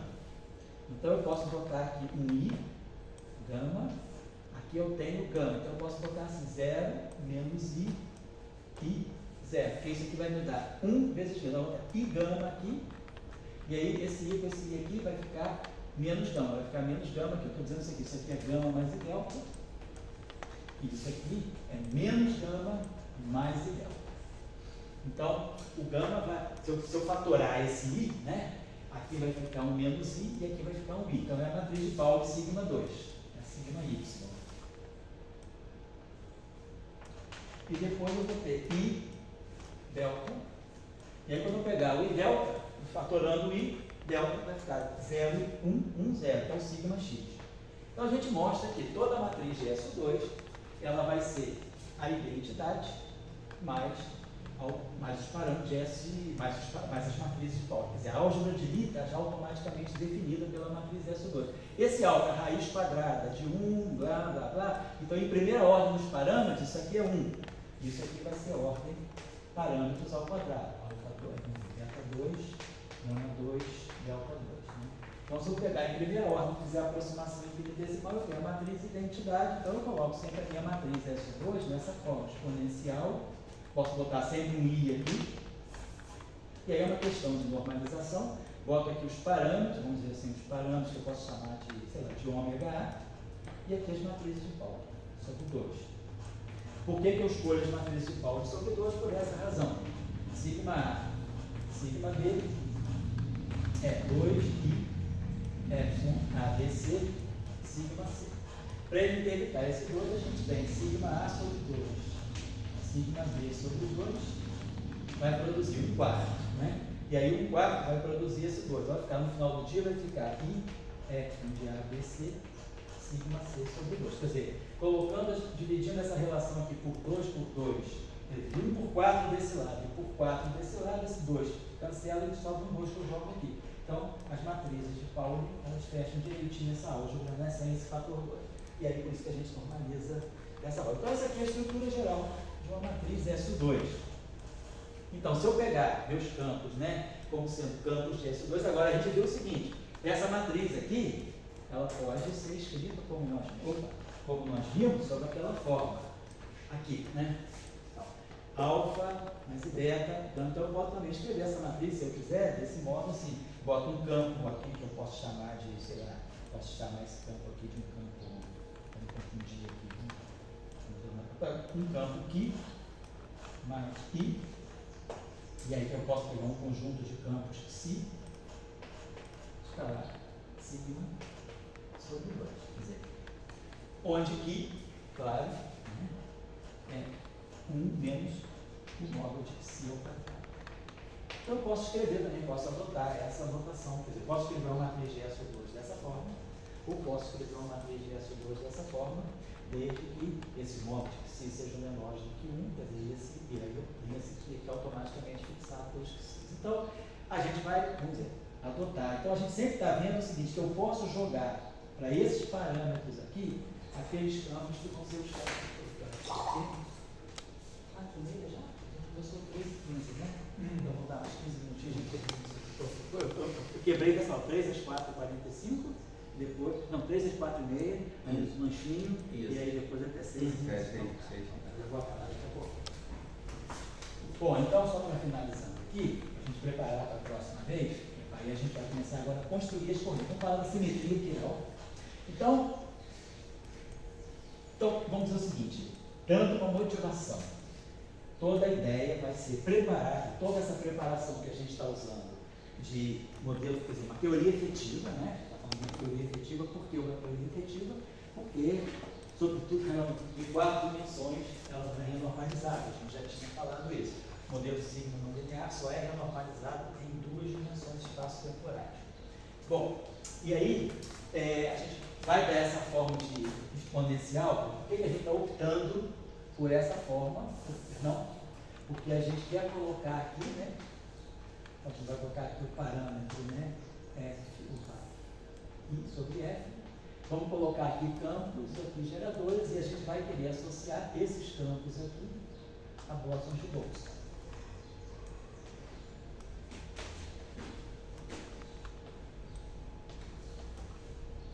E o grupo de simetria G, né, ele pode ter, quer dizer, ele pode ter um subgrupo de invariância do vácuo. Então, se tiver bósons de Goldstone, né, pode ter um subgrupo de G que deixa o vácuo invariante e outro não. Por exemplo, só para dar um exemplo muito simples, suponhamos que eu pegasse um campo φ, triplete de SO3. Só para dar um exemplo simples também. Então, eu vou pegar um campo φ, triplete de SO3. Vamos pegar o potencial de Higgs para esse φ. Então, como sempre a gente faz, no meio do módulo de φ ao quadrado, quer dizer, φ1 ao quadrado, mais φ2 ao quadrado, mais φ3 ao quadrado, eu mostro φ, isso aqui, φ1, φ2, φ3. Né? E aí aqui mais 1/4 de lambda.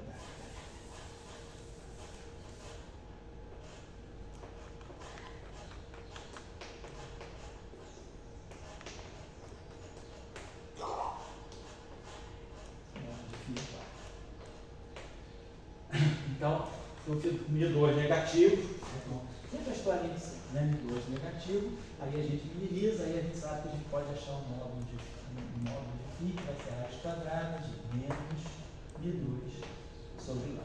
Então, a gente já sabe que a gente tem uma configuração de vácuo não trivial. Pelo menos um desses campos é não trivial. φ1, φ2, φ3. Vamos dizer que eu pego φ3 diferente de zero.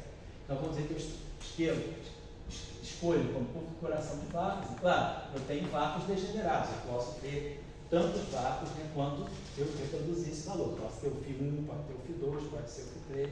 Vamos escolher essa configuração de vácuo. Então, vou dar 0, 0, e aqui nós vamos ter φ3, né? Vou botar aqui aqui, isso fica mais simples de ver. Então essa é a nossa configuração de VAR, esse valor. Então, se a gente olhar, claro, se eu fizer transformações de SO2 no plano, por exemplo, né, vou pegar subgrupo de SO3, né? Lembre-se que SO3, né, é equivalente a SO2, tudo bem, mas eu estou falando aqui de um SO2. SO2 tem um parâmetro só. Esse grupo aqui tem três parâmetros. Vamos dizer que eu pego o SO2. O SO2 que está aqui é a mesma coisa que o U1 que está aqui. Então, eu sei que se eu fizer uma transformação de SO2 que só envolva esses parâmetros aqui, né, quer dizer, só envolva, eu posso fazer uma transformação que deixe isso aqui, deixe o vácuo invariante para não toca aqui. Né? Quem são os geradores de SO3 nessa representação? Né? Se a gente se lembrar bem, os geradores de SO3, né? Eu tenho 3 geradores. Na representação aqui, eu vou ter o seguinte, menos I, delta, menos I, epsilon, ABC. Vamos ver quem são os geradores. Então, o gerador G1 vai ter sempre menos I. Então, vai ser 1, 2, 3. Então, na linha 1 só vai ter o elemento 2, 3. Vai ser 1.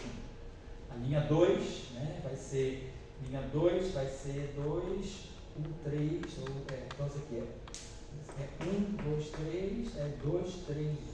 Então, linha 2, elemento 3, não, perdão, gerador G1, gerador G1. Então, eu vou ter aqui, epsilon 1, 2, 1, 3, então tudo é 0, perdão. Gerador G1 deixa tudo 0 aqui, porque aqui vai ser, se aqui é G1, aqui só vai poder ser 1. Aí, primeira linha, 1, 2, 1, 3, então, coluna 2, então, linha 1, elemento 1, 2, 1, tá certo, eu já tenho 1 aqui. Aí, vou para a linha 2, gerador, então, eu vou para a linha 2, né, gerador G1, linha 2, então, eu vou ter 2, 1, 3, então, linha 2, coluna, G2 aqui, isso aqui é G2, eu vou ter o elemento, perdão, estou fazendo confusão, estou pegando só o G1, então G1, linha 1, coluna 1, linha 1, coluna 2, linha 1, coluna 3, então está certo, linha, está certo, tudo 0, gerador G1, linha 2, coluna 1 é 0, linha 2, coluna 2 é 0, e linha 2, coluna 3, é isso aqui, né? Esse aqui vai fazer uma rotação em torno do eixo do X, então vai mexer no Y e no Z. Então, aqui é menos 1, aqui é 0, aqui é menos 1, aqui é 0. Então, vamos ver se é isso mesmo, né? Então, esse gerador aqui é o G1, ele só vai poder ter elementos 2, 3 e 3, 2. 2, 3 e 3, 2. Tá? Aí eu vou pegar, então, estão vendo que essa matriz aqui, ela tem essa linha toda 0. Então, quando ela bater nesse vácuo aqui, então essa matriz G1 batendo no nosso vácuo, ela vai fazer isso aqui, ela vai pegar 0, 0, V. Então ela vai ficar 0, vai ficar V, então ela vai reproduzir, ela vai quebrar. Então tá, ela vai dar 0, vai dar V e vai dar 0. Então ela vai fazer isso aqui. Quando ela bater aqui, ela vai dar 0 na primeira, vai dar V na segunda e vai dar 0 no terceiro. Então, esse gerador aqui já está quebrando o vácuo. Vamos pegar agora o gerador G2. Então, nós estamos querendo dizer o seguinte, o professor querendo ilustrar a questão do subgrupo. Gerador G2, então vai ficar menos I. Aí 2, né? Então, se aqui já é 2, eu só vou poder ter 1, 3 e 3, 1. Então, 2, 1, 3. Então, 2, 1. Então, 2, linha 1, coluna 3. Então, vai ficar epsilon 2, 1, 3. Que é menos epsilon 1, 2, 3. Por isso que dá menos 1. Aí a coluna, essa aqui é tudo 0. E aí a 3 vai ficar 1, 0, 0. Então, esse gerador aqui, G2 também, G2, quando ele bater no vácuo, eu vou ter 0, 0, V. Então, isso aqui vai me dar menos V, 0, 0. Tá certo. E depois vamos pegar o gerador G3, né? Então, tá, G3 que vai ser aqui, menos I. 3. Vou botar o gerador G3. Então, eu botei 3, 1, 2. Epsilon 3, 1, 2. É a mesma coisa que Epsilon 2, 3. Não, aí aqui é menos 1, 0, 0, 0, 0, 0. Então, esse gerador G3 atuando no vácuo, deixa o vácuo invariante. Quando ele bater aqui, vai ficar 0, 0, 0. Vai ficar tudo 0. Então, sobra, né? Quer dizer, um gerador que deixa o vácuo invariante, né? Então, eu quebrei esses dois aqui, né?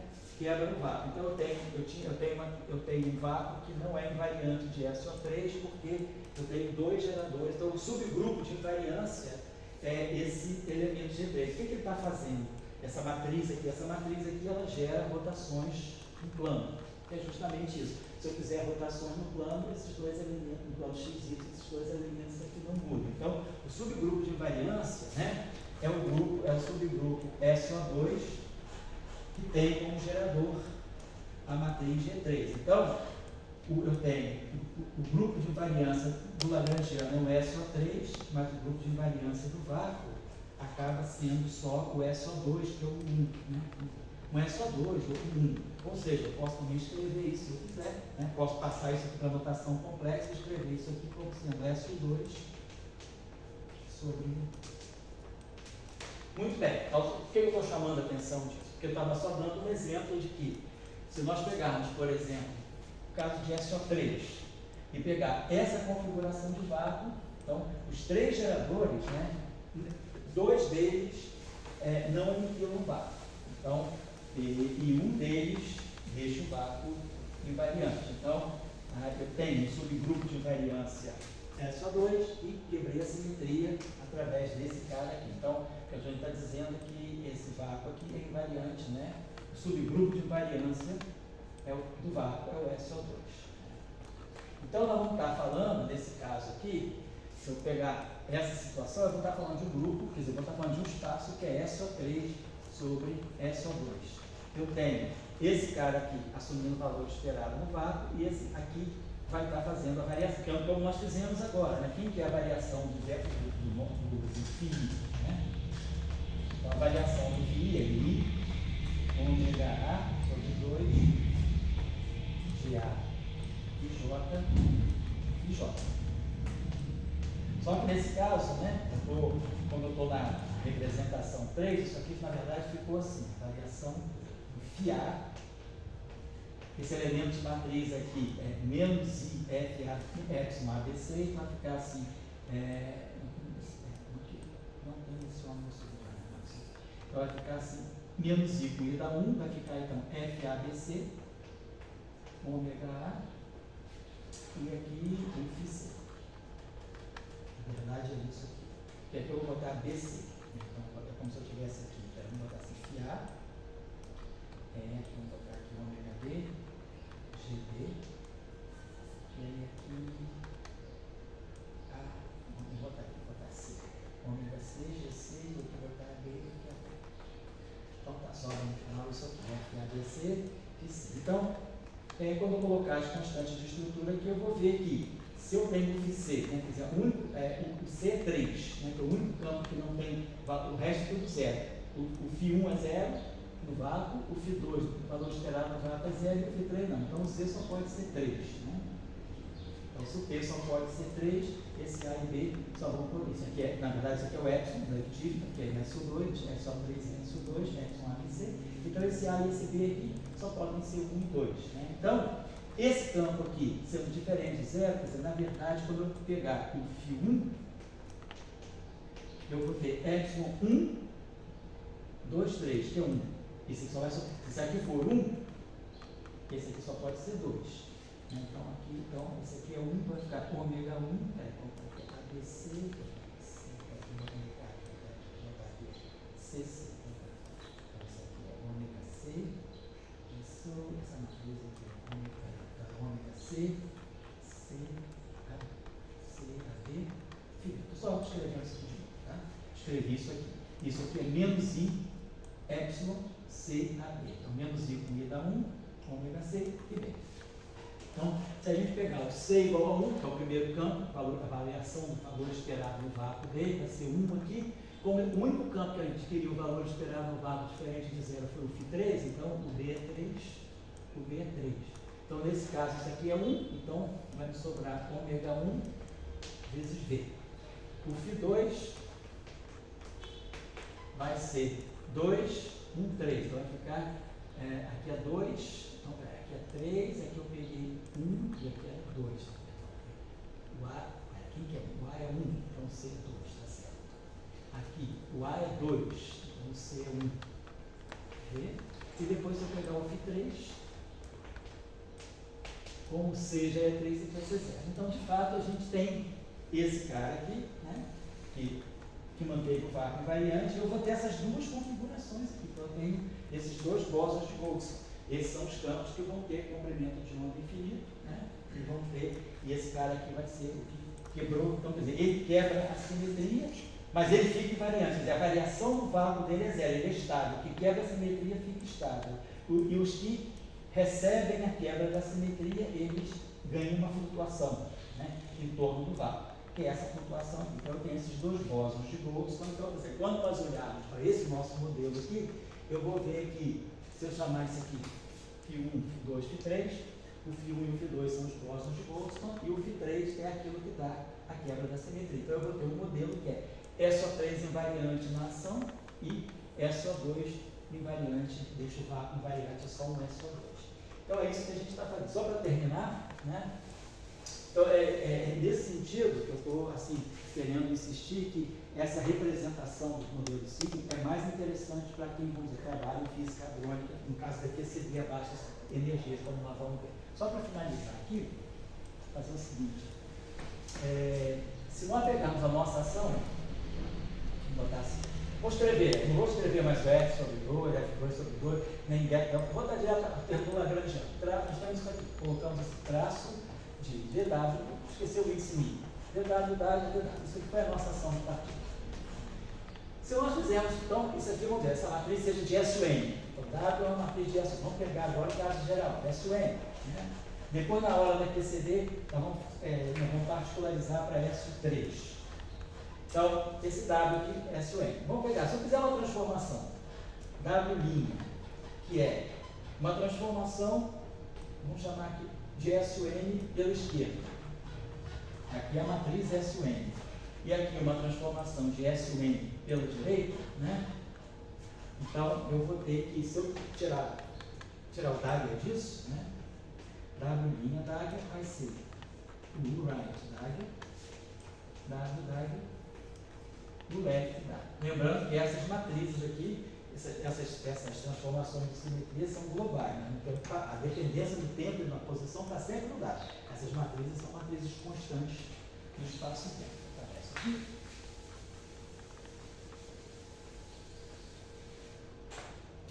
Então, quando eu pegar W dagger vezes dagger, quando eu pegar isso aqui, essa derivada só vai bater no dado. Então, se eu tirar a derivada, então se eu pegar esse termo aqui, D, W', dagger, então estou pegando agora a minha ação, estou pegando a nova ação depois das transformações, para a gente ver que ela é invariante. Então, se eu pegar o DW' dagger, essa derivada passa por aqui, ela vai atuar só aqui. Então, eu vou ter o right dagger, D dagger, DW dagger, o left dagger. E depois o W' vai ter o left, DW, o right dagger. Então, o right, né? Então, essas matrizes aqui se batem, então essa matriz aqui é unitária, e essa matriz aqui, devido ao traço, eu posso jogar ela cá para trás, por causa do traço, e aí vai dar de novo, né, DW, dagger, DW.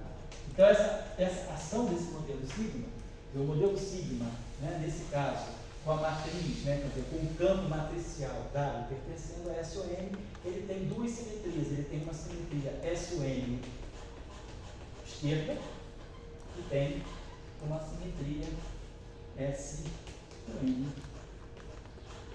Lembrando, só para finalizar, que a nossa equação, isso aqui vai ser o elemento que a gente vai usar para começar a próxima reunião. Então, a equação de campo nossa é essa aqui. Então, usando as técnicas aí do Guga, para tirar o teorema de Noether, nós vamos fazer uma variação da ação, quer dizer, fazer uma variação do lagrangiano e sobre SUN. Então, sobre esses dois SUN. Então, eu tenho duas simetrias, eu preciso das duas simetrias ao mesmo tempo.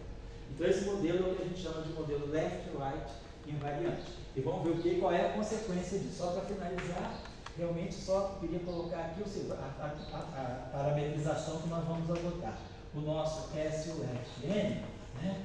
A gente pode dizer, vai ser, as matrizes vão ser exponencial de I, vamos chamar esses parâmetros aqui, sei lá, de ômega left, vou colocar assim, ômega left, AGA. E a nossa transformação SUN right vai ser exponencial de I, aí vamos ter parâmetros R, GA. Os geradores são os mesmos porque são geradores de SUN. Né? Posso, por exemplo, trabalhar com as matrizes de SUN na representação fundamental. Vou ter N2 menos 1 matrizes independentes, são N2 menos 1 geradores e formam, por exemplo, o que eu quiser. Quais são as possíveis representações de SUN? Então, tenho SUN, esse tabuzinho de ano, representação de dimensão N, representação fundamental. Depois tem uma representação que tem N menos 1 tabuzinhos. Então, essa representação é a representação em estático. Depois posso ter essa representação aqui, que é a representação simétrica. Então, é N mais 1 sobre 2. Depois posso pegar essa representação aqui, que é N menos 1 sobre 2. Então, se eu estiver falando de SU3, né? 3 estar, 3, representação 12, representação sextez, por exemplo. Representação adjunta de SUN. Vai ser esse tabuzinho aqui, né? Com N menos 1 colunas. Então, eu tenho N menos 1 colunas aqui e uma coluninha aqui do lado. Então, isso aqui é a representação adjunta. A representação em 2 menos 1 dimensional. Então, eu posso escolher essas matrizes ou utilizar. Normalmente, o que a gente faz? A gente pega as N2 menos 1 matrizes de S2 e coloca em forma N por N. Então, eu vou tomar essas matrizes todas aqui, WN por N, por exemplo, mas com N2 menos 1 campos, N2 menos 1 geradores. E as transformações SUN e SN vai dessa forma. Vamos pegar as transformações infinitesimais e vamos jogar na variação da ação. Vamos pegar uma variação da ação induzida, uma variação induzida pela variação left e right. Então, vamos fazer uma variação no left, aí vamos ter o delta S, né, a partir das variações dos campos. Vou tirar a variação do meu campo W, né, vai ser essa variação, vou pegar em forma infinitesimal, vou pegar esse exponencial de I, os parâmetros ômega left na GA, aí aqui a matriz W, e aí aqui a matriz exponencial right I, ômega right na GA. E essa aqui é a transformação W', né? Depois vai pegar a transformação infinitesimal. Primeira ordem left, primeira ordem right. Fazemos a mesma coisa para o W, jogamos na ação, construímos a corrente de Noether. Então, nós vamos construir as chamadas correntes quirais e as correntes vetoriais. Então, por isso que esse modelo também é chamado de modelo quiral vetorial. Porque ele vai ter uma corrente quiral, que a gente sabe, quando a gente soma o left com o right, a gente constrói algo que é vetorial. E quando a gente pega o left menos o right, a gente constrói uma coisa que é quiral, que é axial. Né? É só lembrar lá das álgebras das matrizes gama, né? Eu pego o espírito só para finalizar aqui, o meu espinor de Dirac, né? Quando eu pegar psi barrado, gama mi, psi, que é a corrente vetorial, isso aqui é left barrado, gama mi, left, né? Então eu posso pegar o seguinte, esse aqui é psi left barrado, psi right. E se eu pegar a corrente quiral, que é psi barra, gama mi, gama sim, psi, né? Então, psi barra, gama 5, então isso aqui vai ficar, eu vou pegar, quando eu colocar em termos de componentes, isso aqui vai ficar psi left barrado, gama mi, psi left, menos psi right barrado, que o gama 5 é organizado em psilite. E a corrente vetorial, ela vai dar psilétrico barrado, gama μ psilétrico mais psilático barrado, gama μ psilático. Então, quando eu somar a corrente, que nós vamos tirar aqui uma corrente J, uma corrente left de nether e uma corrente right. Quando eu somar as duas correntes left com right, eu vou estar construindo a chamada corrente vetorial, e quando eu diminuir as duas correntes, subtrair as duas correntes, né, eu vou estar pegando a corrente left and right, que vai ser a corrente axial. Então, a gente vai fazer isso na próxima vez, e aí vai identificar, ver como identificar esse, pegando SO3, como é que a gente vai identificar com os íons, e depois a gente vai passar para aqui. Uma coisa é fazer a física hadrônica de baixas energias, que é identificar a física de nucleões, né, com íons, mesmos íons. E depois a gente vai no TCD consumindo as correntes. Tá bom? Então, a gente vai trabalhar mais uma vez ainda, mais um ponto sobre o modelo Kirau, certo? Então, basicamente é isso. Posso deixar uma referência que eu separei para vocês? Se vocês quiserem, acho que assim, é uma referência bem, porque tem dois papers aqui, né? Você fala sobre esquímicos, né? Então, o modelo de esquímicos, né, é um modelo justamente desse tipo, só que acrescentando agora um termo novo. Isso aqui foi o trabalho original do esquímico, né? A Model Unified Field Equation. É o trabalho que deu origem aos esquímicos. E os esquímicos, eles partem desse lagrangiano.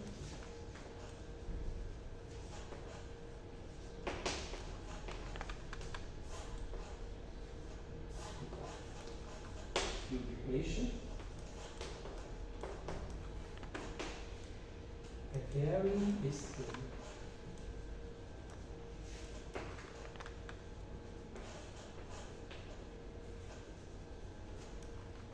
Então, Nuclear Physics, 31, 1962, e assim tá. Então, o modelo de esquema, ele começa com o original, o paper original é esse paper aqui, e ele parte desse lagrangiano acrescentando uma modificação.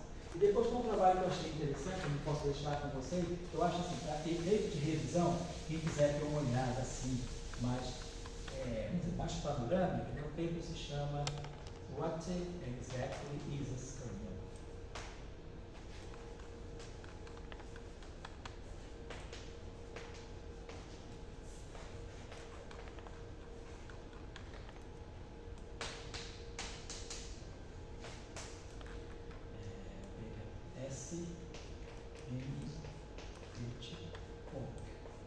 Eu não tenho a versão publicada, mas é um archive. Achei esse paper bom, porque quem quiser ter uma ideia, assim, uma construção geral do que é o esquema a partir do modelo Sigma, como soluções clássicas de modelos Sigma não lineares, né, tem aqui. Um grande divulgador quem ressuscitou os esquemas lá em Trieste foi o Witten, né, na escola de 83, na escola de verão de 83, o Witten chegou lá falando de esquema. O professor Salvador organizou umas sessões sobre modelos de configuração topológica não trivial. O Witten falou sobre esquema e Coleman falou sobre sólidos. As aulas de Coleman foram muito sólidos e monopólogos. 02, 225. Isso, esse é pH, do pH. Então, esse trabalho está muito bom, porque ele dá, assim, vamos dizer assim, toda a construção dos esquemas, como chegar, a classificação. Então, para quem quiser ter uma ideia, né, é algo mais usado para quem faz física hadrônica, né? Então, vamos dizer assim, descrever os bárions, não os mesmos, mas os bárions como se fossem esquemas. Então, esses esquemas são soluções que aparecem para representar técnicas, né? Mas a partir de modelo de sigma não linear. Modificado, não só esse modelo, acrescenta-se o chamado termo de verso mínimo item, acrescenta-se um termo com 4 derivadas. Né? Então, aqui é um termo com 2 derivadas, então ele domina a baixas energias. O termo com 4 derivadas, né? Quanto mais derivada tem, mais potência de momento tem, e aí é um termo que domina altas energias. Então, esse modelo de espíritos é bem interessante por causa dessa discussão. Então eu deixo essas duas referências para quem quiser aprofundar um pouquinho mais nessa visão dos modelos sigma não lineares para descrever signos, tá bom? Então na próxima vez a gente volta já falando sobre a aplicação direta à física, vamos dizer assim, à física hadrônica, né, através dos modelos vamos dizer, dos pions tratados como os bósons de Boltzmann, e depois a gente vai para QCD, colocando os quartos, criando as correntes, né, quirais de quartos e trabalhando um pouquinho a fenomenologia, falando inclusive aí dos estados, né, ligados de luz, que são os gluons, de luz, que são os gluons, e toda uma discussão importante, né, ligada a esses modelos sigma não lineares. Então, e aí a gente termina a fenomenologia, digamos, modelo sigma do ponto de vista mais fenomenológico. São 5 horas. Isso que a gente pode se dar um intervalinho, se vocês aguentarem. Se não aguentar, a gente deixa para a semana que vem. Posso, digamos, ir até 6h15, se vocês quiserem. Mas se vocês quiserem descansar um pouco, a gente... Porque eu agora fico devendo a aula de modelo sigma, e a nossa próxima aula seria modelo sigma, terminando a discussão dos términos, né? Tinha umas discussões que eu queria chamar, porque eu recebi 2 e-mails de pessoas que estão assistindo que não entenderam muito bem a obtenção das equações de campo dos términos depois que a gente acopla com o modelo sigma, porque tem toda uma discussão de fazer a variação, né, em relação a psi barrado, em relação a psi, aí isso envolve uma derivada medida métrica, e aí tem uma série de instruções que a gente tem que dar aí para poder mostrar que por integração por partes a gente pode tirar as equações, né? Não, realmente eu fiz isso muito correndo no final da aula, e é isso que eu queria chamar a atenção agora. E depois, claro, também a questão de como usar a simetria de diffeomorfismo, né? A chamada simetria de Killing, né? Ou as isometrias locais. A gente falou das isometrias globais, mas aí para introduzir as isometrias locais a gente precisa introduzir novos campos de Young-Mills, que eu queria falar também. Se vocês quiserem, a gente pode deixar para a próxima vez, não tem problema não. E aí, semana que vem sexta-feira, sexta que vem, isso, sexta que vem, aí sexta que vem a aula seria 4 horas, né? Tá certo. Tá. Talvez o que vocês preferem, sexta ou sábado? Porque para mim semana que vem é mais fácil, sexta ou sábado, não tem muito problema. Ontem eu não tinha aula na Uni, então eu não podia dar aula mesmo, mas semana que vem pode ser sexta, se vocês quiserem. Pode ser sexta-feira mesmo? Então tá, então sexta-feira. Então aí sexta-feira eu faço, então eu volto para os modelos sigma na versão Young-Mills, tá? Aqui foi mais modelo sigma no curso de teorias efetivas, né? E o outro modelo sigma do ponto de vista mais formal. Então tá legal. Então tchau, para você por